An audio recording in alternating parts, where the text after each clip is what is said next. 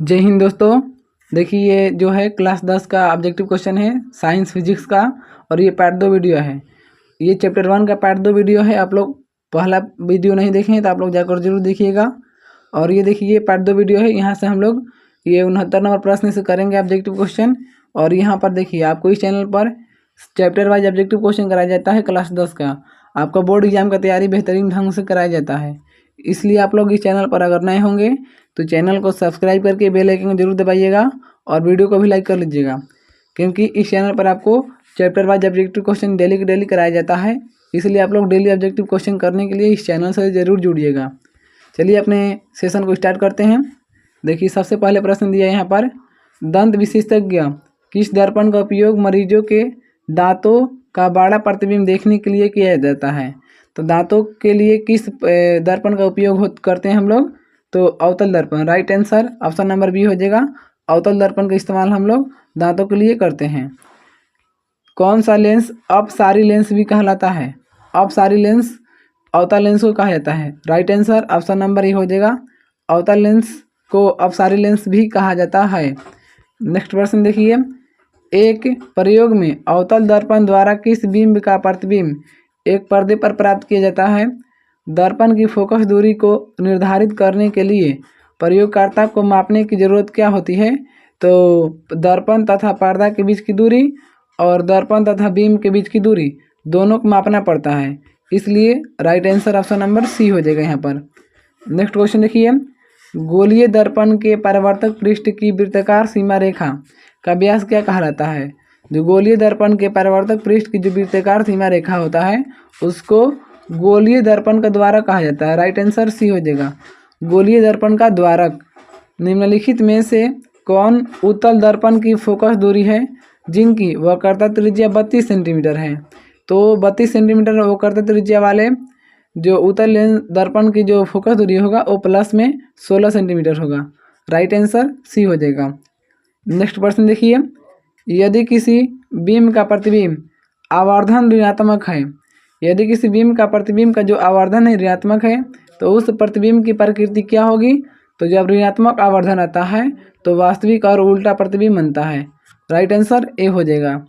गोलीय दर्पण का परावर्तक पृष्ठ वक्रित हो सकता है। गोलीय दर्पण का परावर्तक जो पृष्ठ है सतह वक्रित हो सकता है। कब हो सकता है, जब अंदर या बाहर की ओर हो। Right answer option number C हो जाएगा।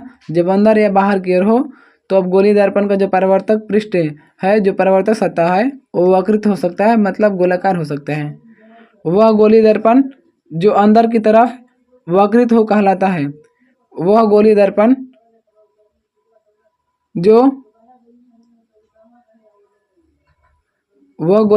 जो अंदर की ओर तरफ वक्रित हो कहलाता है अवतल दर्पण कहलाता है।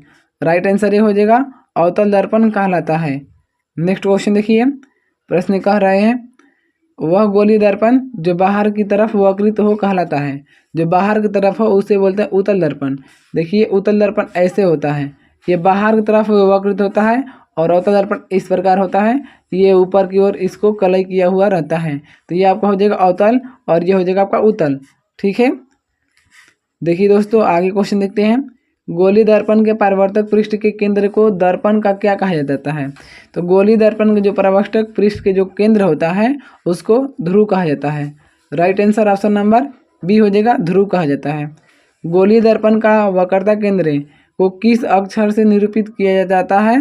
तो गोलीय दर्पण का वक्रता केंद्र को सी से करते हैं सूचित। राइट आंसर ए हो जाएगा, सी द्वारा सूचित किया जाता है गोलीय दर्पण के जो वक्रता केंद्र होता है। किसी लेंस द्वारा उत्पन्न आवर्धन का जो एसआई मात्रक होता है क्या होता है। तो लेंस के आवर्धन का कोई एसआई मात्रक नहीं होता है, तो इसलिए मात्रक विहीन होता है। ऑप्शन नंबर डी हो जाएगा, आवर्धन का कोई मात्रक नहीं होता है। नेक्स्ट क्वेश्चन देखिए दोस्तों, ये सब जो है बिहार बोर्ड या यूपी बोर्ड या सभी बोर्डों के लिए ये इंपॉर्टेंट ऑब्जेक्टिव क्वेश्चन है।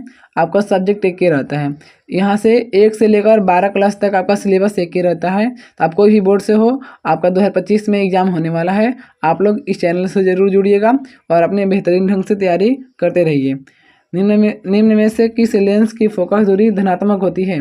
उत्तल लेंस। उत्तल लेंस की जो फोकस दूरी होती है वो धनात्मक होती है। गोलीय दर्पण के ध्रुव तथा वक्रता त्रिज्या से गुजरने वाली सीधी रेखा को क्या कहते हैं? गोलीय दर्पण के ध्रुव और वक्रता त्रिज्या से गुजरने वाली जो सीधी रेखा है उसको क्या कहते हैं? देखिए यहाँ पर आपको ऑप्शन दिया है, तो उसको कहा जाता है आपका मुख्य अक्ष। क्या कहा जाता है? मुख्य अक्ष। राइट आंसर बी हो जाएगा। सूर्य के प्रकाश के संकेंद्रण से उत्पन्न ऊष्मा के कारण जल उठता है। तो सूर्य के प्रकाश के संकेंद्रण से उत्पन्न जो ऊष्मा के कारण जल उठता है उसको बोलते हैं कागज। Right answer option number A हो जाएगा। किस दर्पण से हमेशा वस्तु से छोटा प्रतिबिंब प्राप्त होता है? तो उत्तल दर्पण में। उत्तल दर्पण में हमेशा वस्तु से छोटा प्रतिबिंब बनता है। राइट आंसर ए हो जाएगा। नेक्स्ट क्वेश्चन देखिए, प्रश्न दिया है टॉर्च एवं वाहनों के उग्र द्वीपों टॉर्च एवं वाहनों के उग्र द्वीपों में किस दर्पण का प्रयोग किया जाता है? अवतल दर्पण का। जो टॉर्च होता है या वाहनों का जो अग्र भाग होता है उसमें, यानी जिसको बोलते हैं हेडलाइट, उसमें हम लोग अवतल दर्पण का इस्तेमाल करते हैं। राइट आंसर ए हो जाएगा। वाहनों के साइड मिरर यानी कि पीछे देखने के दर्पण में किस दर्पण का प्रयोग किया जाता है? तो उत्तल दर्पण को। उत्तल दर्पण का प्रयोग साइड मिरर के रूप में किया जाता है, जो कि आपका गेट के पास लगाया गया होता है। राइट आंसर सी हो जाएगा। नेक्स्ट क्वेश्चन देखते हैं। देखिए प्रश्न दिया है यहाँ पर, इनमें से कौन दर्पण का सूत्र है? तो 1/v + 1/u = 1/f, ये दर्पण का फॉर्मूला है। Right answer option number A हो जाएगा। और लेंस पूछेगा तो लेंस में यहाँ पर आपको माइनस वाला हो जाएगा, लेंस वाला फॉर्मूला नहीं दिया है। यहाँ पर फॉर्मूला यही होता है 1/, लेंस वाला देखिए लेंस वाला होता है 1/v - 1/u = 1/f होता है। तो ये माइनस में हो जाएगा, तो अगर ये लेंस हो जाएगा, ये प्लस में हो जाएगा, तो ये दर्पण में हो जाएगा। राइट आंसर ऑप्शन नंबर यहाँ पर आपको ए हो जाएगा। दो पृष्ठों के से घिरा हुआ कोई पारदर्शी माध्यम जिसका एक या दो पृष्ठ गोलीय हो कहलाता है, उसको लेंस कहते हैं। जिसका एक या दो पृष्ठ गोलीय होता है उसको लेंस कहा जाता है। राइट आंसर ये हो जाएगा। नेक्स्ट क्वेश्चन देखते हैं। देखिए प्रश्न दिया है, उत्तल लेंस को क्या कहते हैं? तो उत्तल लेंस को अभिसारी लेंस भी कहा जाता है। उत्तल लेंस को अपसारी लेंस और अवतल लेंस को अपसारी लेंस कहा जाता है। Right answer option number A हो जाएगा। लेंस के कितने वक्रता केंद्र होते हैं? तो लेंस में 2 वक्रता केंद्र होता है। राइट आंसर ए हो जाएगा। लेंस में 2 वक्रता केंद्र होता है। लेंस के केंद्रीय बिंदु को कहते हैं? तो लेंस के केंद्रीय बिंदु को प्रकाशिक केंद्र कहते हैं। ऑप्शन नंबर बी हो जाएगा। जो लेंस के केंद्रीय बिंदु होता है उसको प्रकाशिक केंद्र कहा जाता है। राइट आंसर बी हो जाएगा। नेक्स्ट क्वेश्चन देखिए, यहाँ पर आपको प्रश्न दिया है, जब किसी लेंस पर समांतर किरणें आपतित होती है तो क्या होता है? तो जब किसी लेंस पर समांतर किरणें आपतित होती है तब कागज सुलगने लगता है और धुआं उत्पन्न होने लगता है। यानी ऑप्शन नंबर सी हो जाएगा। कागज सुलगने लगता है और धुआं उत्पन्न होने लगता है, ये दोनों होता है। लेंस में कितने फोकस होते हैं? तो लेंस में 2 फोकस होते हैं। एक फोकस होता है, एक 2 फोकस होता है। तो लेंस में 2 फोकस होता है। Option number A. लेंस में के क्षमता का जो एसआई मात्रक होता है क्या होता है? लेंस की क्षमता का मात्रक होता है डायप्टर। ऑप्शन नंबर यहाँ पर आपको ए हो जाएगा। दोस्तों नेक्स्ट प्रश्न देखते हैं। देखिए, उत्तल लेंस की क्षमता होती है धनात्मक। ऑप्शन नंबर ए हो जाएगा। जो उत्तल लेंस की क्षमता होती है वो धनात्मक होती है। अवतल लेंस की क्षमता होती है ऋणात्मक। ऑप्शन नंबर ए हो जाएगा। जो अवतल लेंस की क्षमता होती है ऋणात्मक होती है। करेक्ट आंसर ए हो जाएगा। तो देखिए दोस्तों, ये वीडियो यहीं तक समाप्त होता है। अगर आपको वीडियो पसंद आया हो तो वीडियो को लाइक करके चैनल को सब्सक्राइब जरूर कीजिएगा, बेल आइकन को भी दबाइएगा। देखिए, आपको इस चैनल के माध्यम से 10 क्लास का ऑब्जेक्टिव क्वेश्चन चैप्टर वाइज कराया जाता है। इसलिए आप लोग टारगेट से ऑब्जेक्टिव क्वेश्चन करने के लिए चैप्टर वाइज आप लोग इस चैनल से जरूर जुड़िएगा और अपने 10 क्लास का जो तैयारी है बेहतरीन ढंग से कीजिए। आपका 2025 में एग्जाम होने वाला है, आपका टाइम बहुत कम है, इसीलिए आप लोग इस चैनल से जुड़कर अच्छे ढंग से और बेहतरीन ढंग से तैयारी कर सकते हैं। इसलिए आप लोग इस चैनल से जरूर जुड़िएगा, चैनल को सब्सक्राइब करके बेल आइकन को दबाइएगा और आप लोग कमेंट में जरूर बताइएगा कि आप लोग कौन से राज्य से हैं। ठीक है, चलिए वीडियो समाप्त होता है। आप सभी को वीडियो देखने के लिए बहुत बहुत धन्यवाद।